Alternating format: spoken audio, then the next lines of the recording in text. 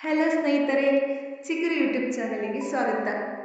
ಇಂದು ನಮ್ಮ ಮನೆಗೆ ಬಂದಿರುವ ಅತಿಥಿಯಾಗಿದ್ದು ನೀವೇ ನೋಡಿ. ಇದು ನವಿಲು. ಇದು ತನ್ನ ಆಕರ್ಷಕ ಬಣ್ಣಗಳು ಮತ್ತು ಗರಿಗಳಿಗೆ ಹೆಸರುವಾಸಿಯಾದ ಭಾರತದ ರಾಷ್ಟ್ರೀಯ ಪಕ್ಷಿಯಾಗಿದೆ. ಗಂಡು ನವಿಲುಗಳು ಉದ್ದವಾದ ಕಣ್ಣಿನ ಆಕಾರದ ಸುಂದರ ಗರಿಗಳನ್ನು ಹೊಂದಿದ್ದು, ಮಳೆಗಾಲದಲ್ಲಿ ಮೋಡಗಳನ್ನು ನೋಡಿ ನೃತ್ಯ ಮಾಡುವ ಮೂಲಕ ಹೆಣ್ಣು ನವಿಲನ್ನು ಆಕರ್ಷಿಸುತ್ತವೆ.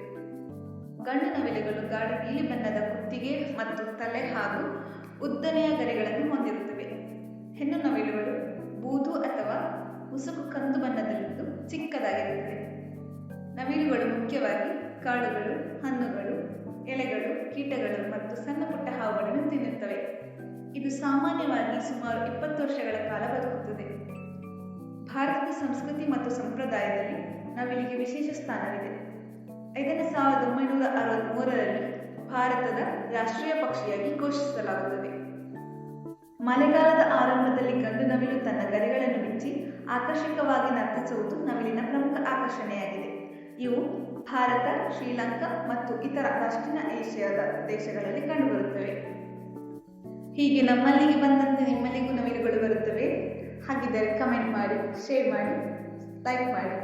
ಧನ್ಯವಾದಗಳು.